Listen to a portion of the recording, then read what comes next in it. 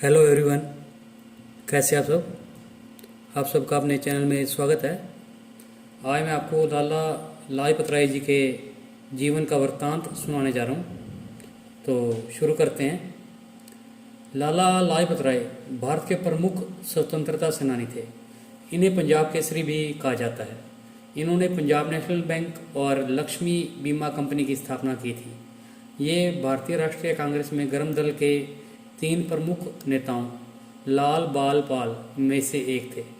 सन 1928 में इन्होंने Simon commission के विरुद्ध एक प्रदर्शन में हिस्सा लिया, जिसके दौरान हुए लाठीचार्ज में ये बुरी तरह से घायल हो गए और अंततः 17 नवंबर 1928 को इनकी महान आत्मा ने पार्थिव देह त्याग दी। लाला लाजपत राय का जन्म पंजाब के मोगा जिले में 28 जनवरी 1865 को एक अग्रवाल जैन परिवार में हुआ था।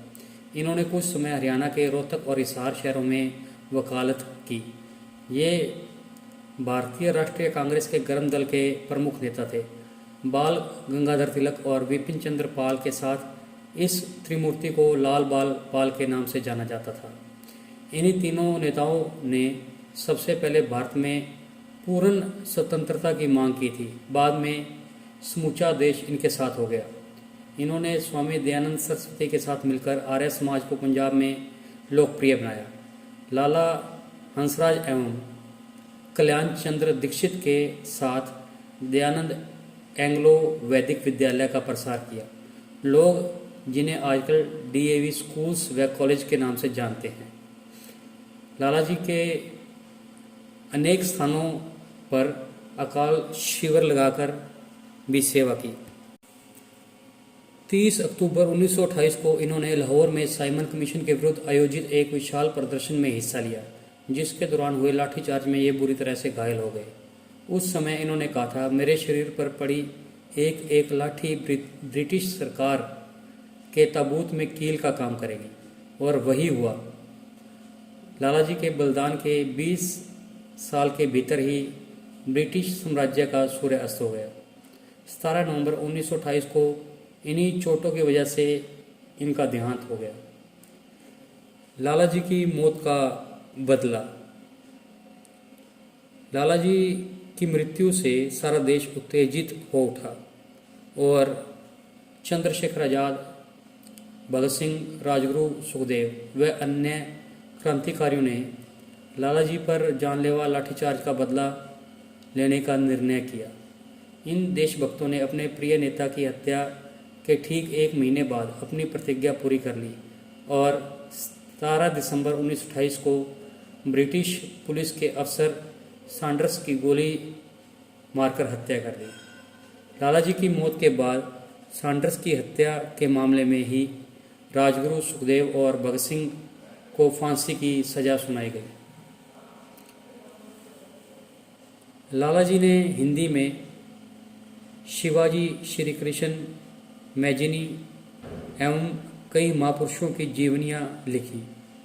उन्होंने देश में और विशेषतः पंजाब में हिंदी के प्रचार प्रसार में बहुत सहयोग दिया। देश में हिंदी लागू करने के लिए उन्होंने हस्ताक्षर अभियान भी चलाया। लाला लाजपत राय की स्मृति में अनेक स्मारक स्थापित किए गए। उनके बारे में आपको बताते हैं। 20वीं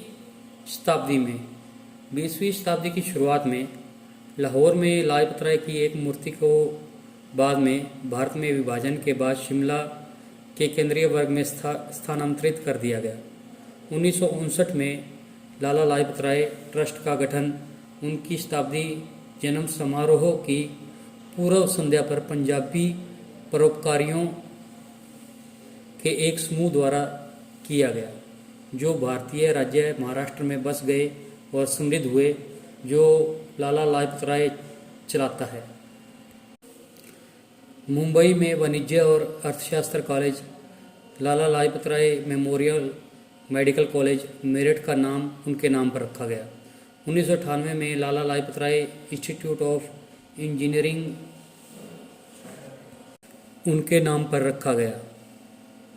2010 में हरियाणा सरकार ने उनकी याद में हिसार में लाला लाजपत राय पशु चिकित्सालय और पशु विज्ञान विश्वविद्यालय की स्थापना की।